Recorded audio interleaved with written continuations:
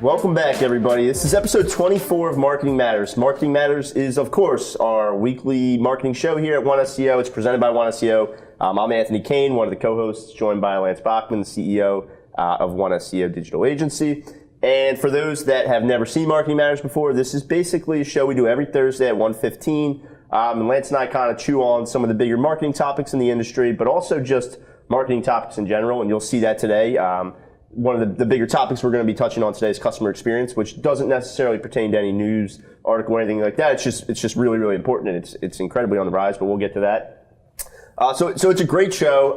We hit on anything that's breaking news. We break a lot of stories to people who have no idea, oftentimes on this show, which is pretty cool. Absolutely. We get a lot of feedback about they didn't know this, other digital agencies, and me and Anthony both woke up this morning, we said we're going to wear our brown shoes. One is going to activate. There you go, brother. Let's do it. You don't even know that cartoon. Jesus Lord. Oh man. So it's our great show. It's every Thursday. Lance and I we have guests on every now and then. We have an awesome episode. Nikki Violi actually is going to be running the show next week because Lance and I will be in Las Vegas. Where do you meet this character? Oh boy. It's going to be awesome. Nikki has her hands in pretty much every video project that comes through One SEO. So she does great work. She's going to have some other coworkers. It'll be a great time to see some fresh faces, people that you probably have never seen on the show before. So it's going to be a good one. I'm assuming Nikki's going to talk about video, the importance of video. They're going into creative a lot, yeah. Okay. So. I mean, I don't know. I mean, that's her specialty. Yeah. The viola. We've got one of our senior developers on next week as well, so they'll be able to touch on some creative stuff. So it'll be a lot of fun.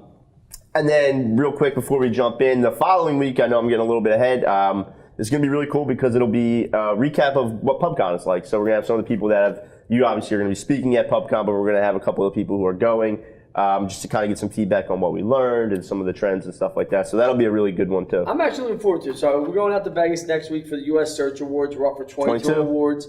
Pretty fired up. So far, our company's been nominated for more awards than any other company, twice as many as the next company to us. Right. We've never come home with an award yet. We're changing that this year. I'm feeling good. Are you feeling good? I'm feeling great. We're the Leonardo DiCaprio, and he finally won, and we're going to win ours too. So this is our Revenant award. So, but yeah, it'll be exciting. I'm sure you'll see us all over social media during that time. But and PubCon is actually very good just for digital agencies to go to get information. I'm actually speaking there. I'm actually speaking on the future of mobile and over advertising and where that's going in search and how that's playing into it. And I won't be here the following week either because I'm speaking at Ungagged. There's actually a private digital marketing one just for digital marketers. They don't allow video. They don't allow us to do live or take pictures. So it's two prestigious conferences I'll be speaking at, but it's good information. And I'll probably go live from PubCon and share that information, and we'll definitely let it go in. Once we get out of Ungagged, we'll actually release the deck that we've shown there about everything. So I won't be here the next 2 weeks, but I know Nikki Violi and you will handle it. And anchor that down for us. We'll hold it down. But we actually have a couple of busy months, or you have a couple of busy months coming up. But yeah, we'll jump right into it because we do have some really, really cool things to cover. And the first one, I think, a huge story is just that Google has decided to rebrand the home service ads. So for those that are unaware of what home service ads actually are, it's in 17 cities right now, 17 metro areas, and we'll get to that in a second. It's not officially up and live in 17 cities. They have it going live in 17 cities between now and the year. They're about up and operational about 6 of them. Well, they're going to be up into 30 by the end of the year. And there's a couple of industries. I think some cities have more than others as far as what industry is. San Fran has it fully rolled out, everything from garage doors to locksmith to HVAC to plumbing. Where Philadelphia right now is strictly just HVAC. Right. And so for those that are unsure of what we're actually talking about with the home service ads, if you Google like HVAC in Philadelphia or an HVAC company in Philadelphia, you'll see these Google guaranteed companies that come up at the top. It's all sponsored, and you pay per lead as opposed to paying per the normal click. You're paying per lead. You're going directly through Google, but you do need, or you don't need, but the process is going to be a lot easier if an agency like us takes you through it. Right. We have about 20 accounts now across the country of ours that are on Google Home Ad Services. We actually have more than any other agency out there right now on this. And because we know the process, we understand the investigation, the background process, the cost per lead. We understand how this goes with your other pay-per-click, your remarketing, and social media and all that other stuff. So, it is a great product. We do see it working, we don't see it working the way Google thought it would work. Everyone thought, hey, listen, I'm just going to put a bucket of money in and pay $20, $30 per lead, and that's not the case. Right. Most people aren't spending their budget.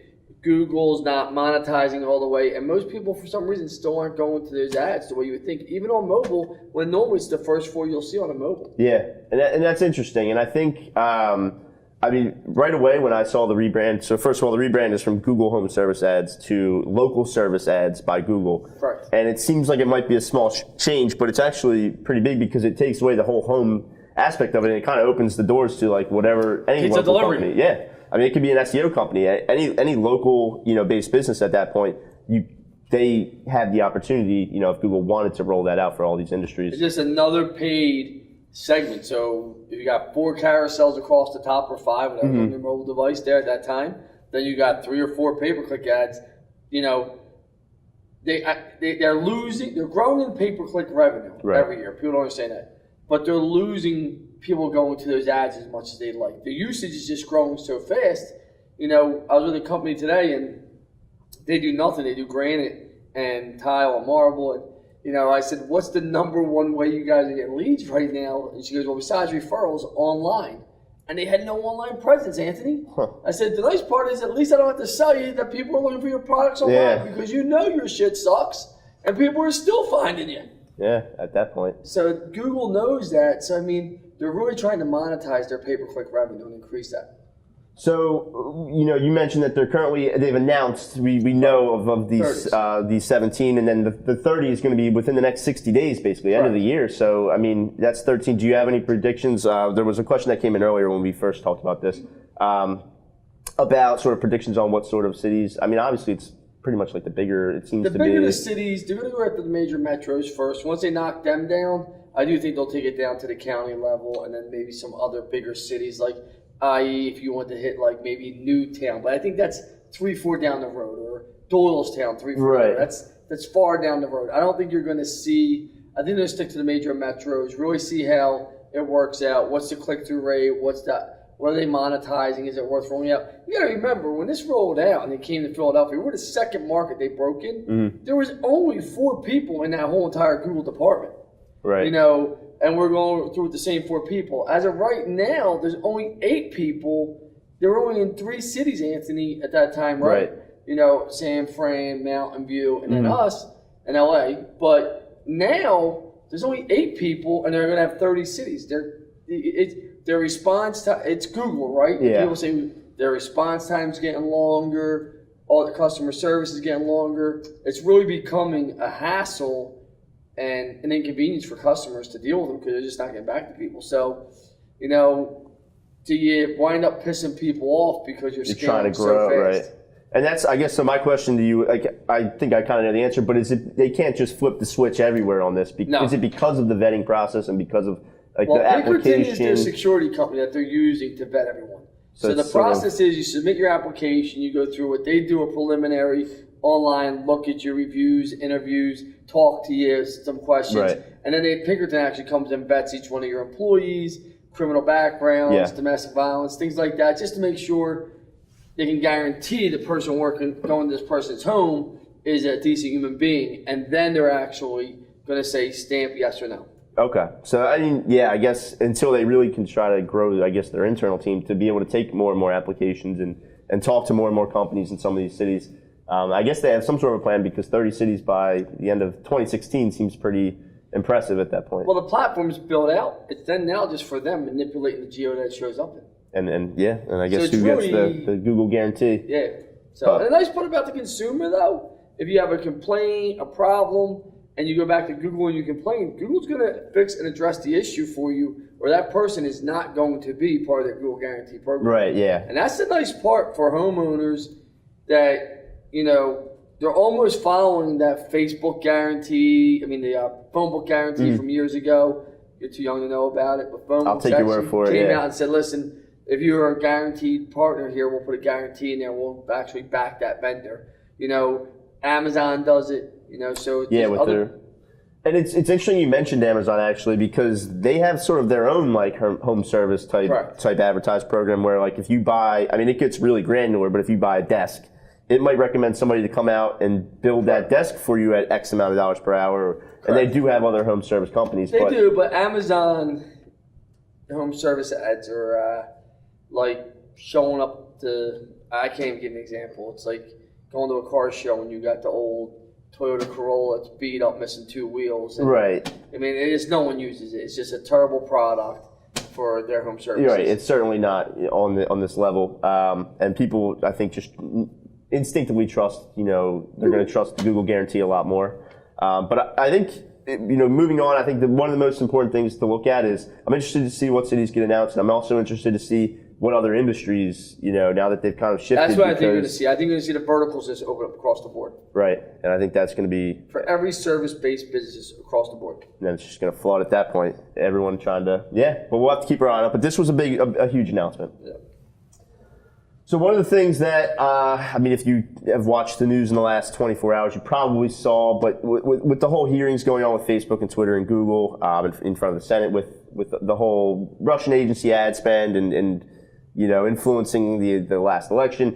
The thing that I wanted to talk about, and the reason why I wanted to bring this up to everybody was it just kind of blew me away when they did end up releasing the amount of money that Trump and Clinton ended up spending on just Facebook advertising. And it came out to be a combined $81 million. What's funny is we run about 13, 14 political campaigns right now, right? And each one of these local political campaigns hire these political consultants, right? And all of them tell them not to run Facebook, Instagram ads, this and that. It can't be done. We see these people killing it. They're killing it. They're killing it, right? Trump and Clinton spend $81 million on Facebook and Instagram ads, but the local people running these politicians' elections are complete morons, idiots, still using direct mail. It's like, how stupid can you be? It's so bizarre because it should be really obvious because when you look at Facebook, the 6 months leading up to an election, it's like every other post is somebody talking about Trump or Clinton or the election or whatever. So why wouldn't you? That's where people are literally conversing about it on a day-to-day basis. Why wouldn't you and you have to put yourself all over. And think about the local elections, how we're moving these people's campaigns and we're seeing the numbers, we're seeing the reach, we're seeing the interactions. But consultants are still telling them to use direct mail. They're still telling them door knock, do all these things, don't use pins. But 81 million, and listen, we're not here to talk about politics. Was Russia involved, not involved? Right. Really boo-hoo, who gives a shit, right? Trump's our president, deal with it. Bernie didn't make the cut, guys, right? Be mad at Hillary, not Trump, okay? That's a little jab at my millennial staff here, because when Bernie went knocked out, we had half of them on the floor crying. But that's besides the point. The point being is this is $81 million on one platform. One platform. Think about that. And it's just an immense amount of reach. That comes with that kind of money. And you have to think every time Trump, went live or Hillary went live, that was getting boosted. Every time they posted, there was probably money behind it. It's really, I think, I mentioned to you this, I don't know the numbers, but it has to be the highest digital advertising spend for an election so far. No doubt. But Anthony, the biggest thing is this, what people don't understand is, people think when you boost something or post something on Facebook and Instagram, it just goes to everyone. Right. The Republican Party was targeting with good messages about Trump to the Republican people. When they were messaging bad things about Hillary, they were going towards the Democratic people. You could target by sex, age. You can target by interest. Do you like Planned Parenthood? Do you not? Do you like gun control? Right. Do you like Fox News? Do you like CNN? MSNBC, the ultimate left-wing channel, right? Rachel Maddow, God bless her, man. Somebody, woo! That's besides the point. But my point being is you could actually go out and target all these things. Right. It's incredibly granular. And it's funny because people were saying to us, we're doing a judge's thing right now, talking about 81 million here, and the judge called us up and goes, man, I got people walking up to me saying they saw my video, comments. Some of the comments were about his daughters and stuff, and he was upset. But I was like, listen, that's the price of tea in China sometimes. You got vultures that are just trolling social media, just putting people on blast.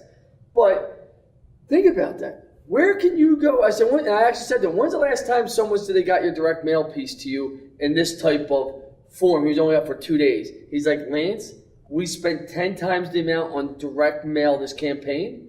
I haven't had that many people in the last 48 hours that came to me, and the whole 10 times the money on direct mail.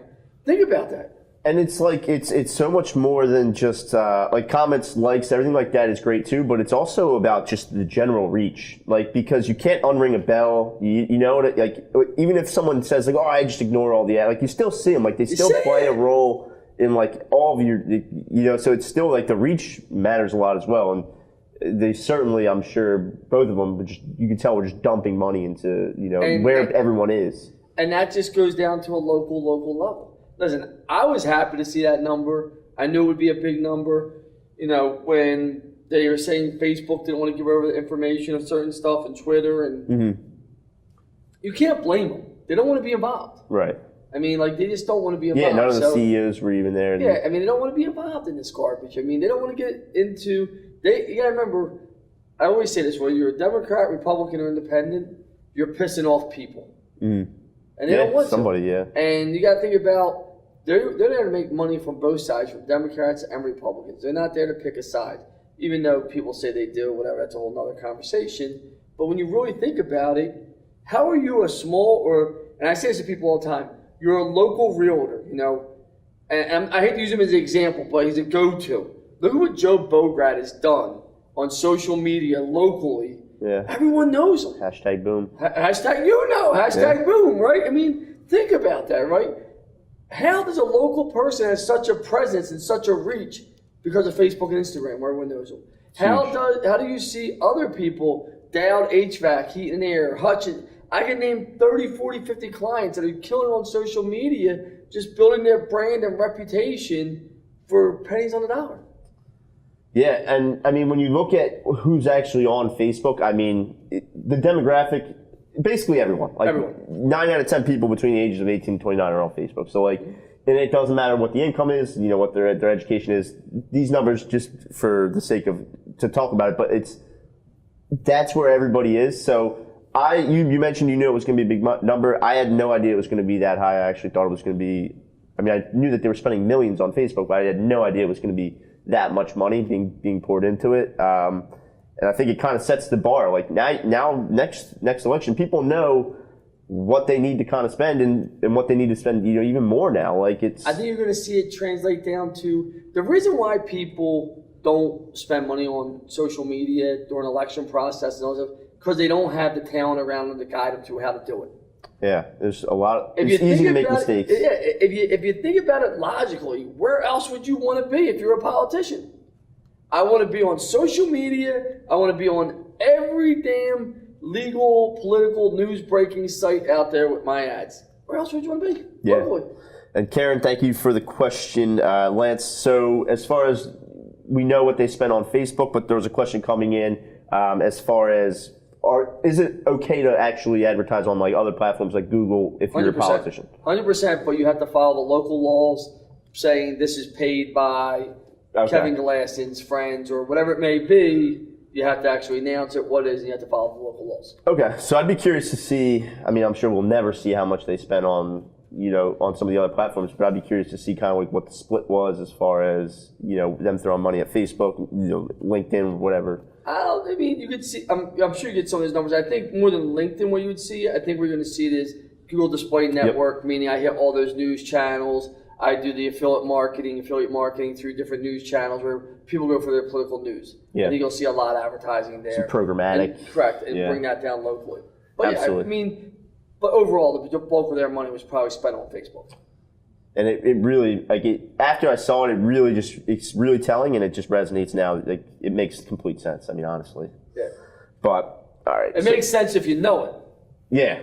For those political consultants that don't know it, act like you know, and you better start learning this shit, or you're going to be left behind. Because one SEO political agency is coming for you. That's right. We hit them where everybody is. But how many winners are we going to have this time? Election day is next Tuesday. It is. We don't do politics, but we do pick winners. I can tell you that. Yeah. So shifting a little bit to you're afraid to give a number. I'm afraid to give a number. I'm going to say 75% win rate for us. 75% of our guys win. That could be fair. Without a doubt. I see the numbers. We'll find out. We'll keep you posted. We're going to know next Tuesday. You're going to be on Marketing Matters. For the guys that win, we're going to give you kudos. Celebration episode, yeah. There you go. We'll be here.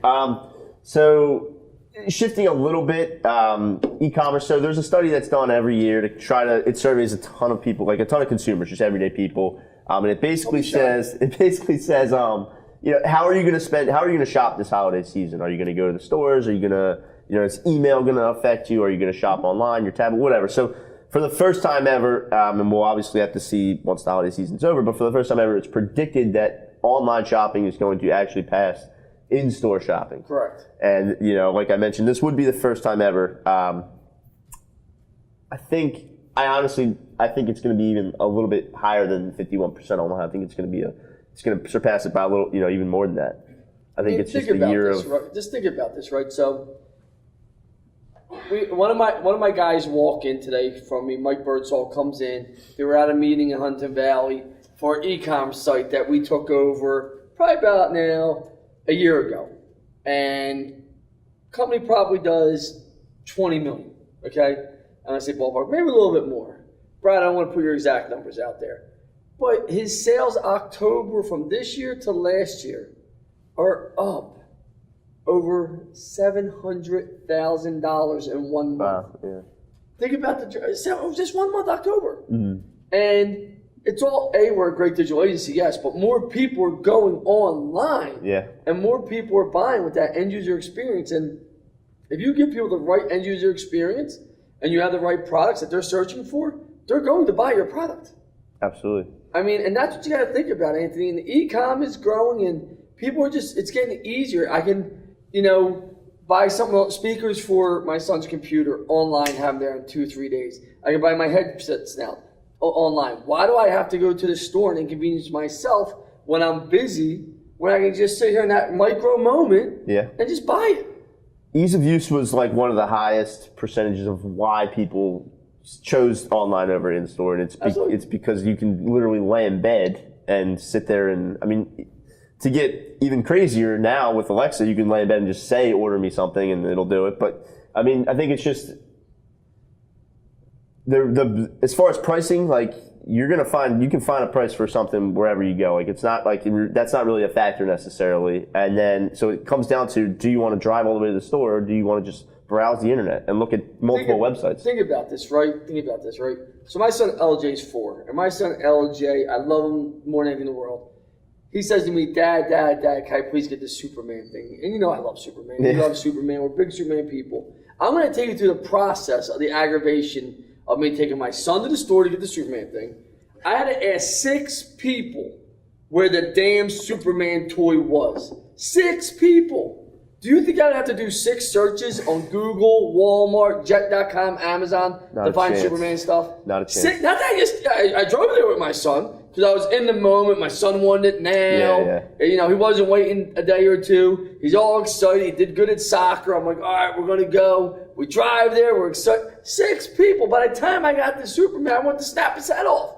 You know what I mean? I'm dealing with my son. It's the ease of use of just being able to go, here you go. Unless you have that immediate right now kid biting you in the ass to get you what he wants, almost anyone can wait a day or two for anything. And especially with holiday when, you probably have a couple of weeks before you're going to give it to somebody. So it's not like you need it, right then and there. But yeah, last year, Cyber Monday numbers shattered every record. They're projected to shatter last year's record because, and it's funny because, like, you almost see Walmart, like stores like Walmart, Target, they have stores, but they also put so much focus into getting you to come to their website. It's like they care so much about the online shopping now because they know that people aren't going to their store. They know that they're probably just looking online. So now they have to compete with everybody else, the Amazons and then all the other websites. Think about this. We represent food shopping stores now, right? Food shopping stores that hire us, they're not even concerned. That was my cell phone. Are we still live? Yeah. Okay. They're not even concerned with the retail end of it. They want to drive people online that have the groceries delivered.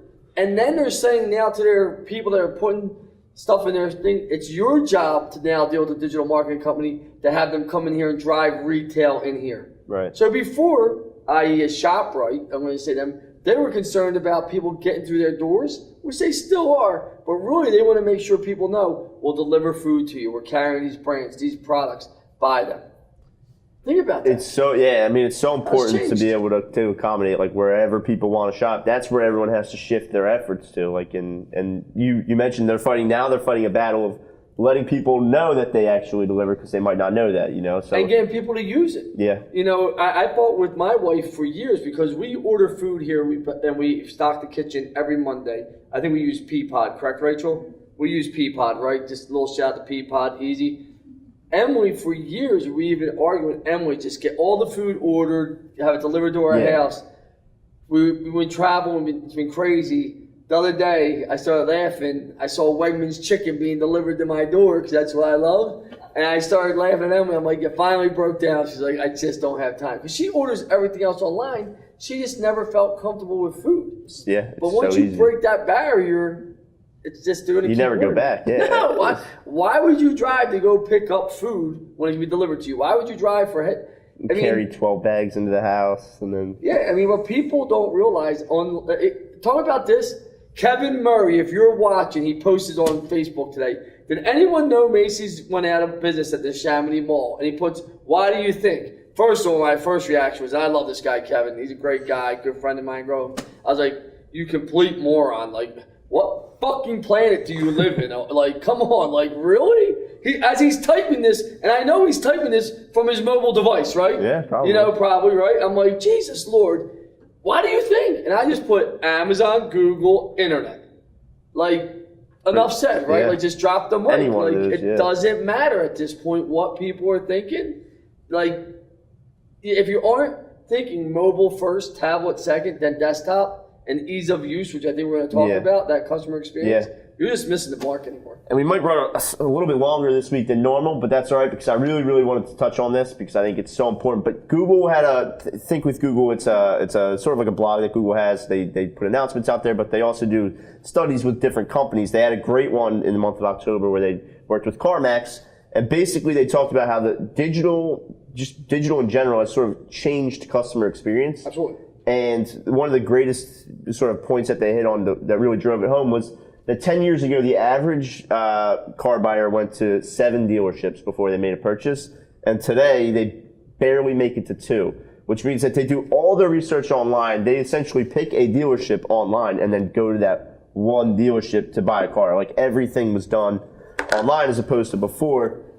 And it's just, I think it's so important to recognize that customer experience starts right from the search. It starts with your reviews. It starts with your Google My Business. It starts with your website, all the way, and then it has to translate to when you actually meet that person. And that customer experience has to be fluid, and it has to be like an incredible experience at that point. This is the biggest piece. People don't understand. And I just went out to this company this morning. I talked to them, and they were like, we just redid our site. The mobile experience was terrible. It said best of Bucks 216, best of Bucks 216. It's we saw there was no phone number, no address, how to get there. Didn't even say what they did. Right. She, well, it's in our name. I'm like, there's no pictures in it. Why would I be enticed to stay here? We have 100 other options. Yeah. Right? So she got it, though, and he got it. They definitely got it once we explained it to them. But it should be from the moment someone finds you, do you answer their need? Do you make it simple for them to find information? Does it make sense? And whether they come to your store or contact you for your services, do you answer your phone? Do you make it a great experience, like you said? And it should all flow, like you said, very easy, because the minute you give it disruption, people leave. And I think like one of the things that was mentioned is that businesses and brands are held to like a completely different standard than they were 10 years ago. Like when you went to a dealership 10 years ago, you compared your experience to like other dealerships, how you got treated at other dealerships. Now, though, everyone compares their experience with a company with everyone else. They have a great experience getting a cup of coffee. If they were friendly, they treated them nice, they were personalized. They don't say, well, how was that customer experience compared to other coffee shops? They just say, how is that compared to other companies? Mm-hmm. So if you're an electrician, your customer might compare you to another electricians, but they're going to compare you to like how their painting company treated them. They're going to compare you to like, they want a great experience everywhere. So it's no longer just like a vertical specific. Like your brand has to be the best experience. It has to be uncomparable. People expect it everywhere. It's and the one thing I say this to people is, I spoke at the International Roofing Expo a year and a half ago out in Vegas, and there was a guy saying the internet messed up his business. It was kind of a very rough, rude guy, right? So I did a lifetime audit right there. I think I told you the story. He had all these negative results, negative reviews. I said, the problem is that the internet, no matter who you hire, God himself can't help you. You're an ignorant, rude person. And the internet has checked people's behavior. You have to give quality. You have to give service. You have to stand by your product. You have to do the right things, or people aren't going to use you, and people are going to leave negative reviews. And now they have just so many options. Like, it's not like it's going to be hard for them to click the back button and go to another company. You know what I mean? Like, it's so just hitting on a couple of things. 75% of consumers expect a consistent experience wherever they engage. So whether that's online, we mentioned just the fluidity. Or offline. Whether they first talk to that salesperson and then they first meet with their team and then the monthly review, like they want that experience. 70% of consumers say technology has made it easier to take their business elsewhere. And that's, again, we just touched on. It's not hard if you're going to be rude or people are going to say bad things about you. It's not hard for somebody to go back and find another painting company or find another electrician. Another lawyer. And then 74% of consumers have spent more due to good customer service. I just thought that this was pretty much an age-old adage. Like, people want, you use this example, we typically hit home runs for our clients. That's just what we do. Every now and then, if we don't, but we explain, like, if we show them and they trust us and we work hard and we have good customer service and they believe in us, like, it's not, they would still stay with us. They're not going to, you know what I mean? Like, they're buying us. They're buying into us because of our customer service, because of the experience that they're having with us. People, the number one reason why people leave any company, product probably, but customer service is right there. We know that. And people want to have, because people want to feel good. People want to know you care. People want to know, I can tell you this, every client of One SEO matters. And I say it to you guys all the time. All the time. And this is our lifeline. And if you don't care, get the hell out of my building. I don't want you here. People say, some companies will say employee first. I don't believe in that. Customer first here, employees are second. It should be there, yeah. But, people have different things. And customer service is everything, because in most places, you don't know what you're buying. Right now, I'm going through getting my house painted process right now. I don't know what I'm buying. Don't know how to quote it. Yeah. I got 3 different quotes, and they're all over the page. Right. They're all over the page. And same thing when you do my back roof or whatever it may be.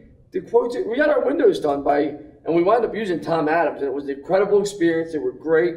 But the reason I went with them is I trusted the guy. Yeah. And the customer service Ryan gave me. I trusted him. Well, he was telling me it was the truth. The other people and they weren't the cheapest. Yeah. And they weren't the most expensive, but we had to go down and pull the plug with the people. The customer experience and customer trust and customer service, it has to start from the beginning of your site, your social media, everything. Offline, everything, and it has to end there. If you can't do all of it, then it sounds basic, you said, but it's not. And then lastly, one of the most interesting pieces of the study was that, out of 26 people, 1 person complained before leaving, 25 said nothing and just left. So it doesn't necessarily mean if a client or a customer is silent that they're satisfied. They might be unhappy and just not say anything. So it's, you can't take the foot off the gas pedal with your customer service just because they're not complaining. You know what I mean? It has to be, it just goes to show that not everyone's going to be vocal about having a bad experience. The majority of people aren't going to. I've always used it this way. How many of you broke up with someone and been like, F you, you're crazy, this and that you're only dating for a few months or a week or two? Normally, you just ghost them. You just ghost them. See ya, peace, here's the deuces. That's the 2017 way, yeah. You're not getting into a confrontation over it. So your customer's the same way. They have too many options to go out of their way to make their day even worse. You just gave them a shitty experience. Yeah. Why make their day even shittier by having to confront you? And it's just so important nowadays. Give them the deuces. Yeah, you don't want to get ghosted. I've never been ghosted. Thank God. I think I have now. Now I know what it is. Before I was married, I didn't really know what it was. No shit, I got ghosted. And I look back, I'm like, man, did she ghost me? Oh, man. It's not a good feeling, I'm sure. But, Thanks, so I know it's sorry. Don't worry, you found the right one now. You're good now. But I'm sorry this went a little long. I just really wanted to hit on the customer experience side because I know we both had a lot just kind of stored up inside before we hit that topic. Either way, Lance and myself will be in Las Vegas with a couple of other people from One SEO next week. But Nikki, Violi and some awesome people will be holding it down. So be sure to tune into that, and we'll see you soon. Thanks for See you tuning in. guys in 3 weeks. Have a good one.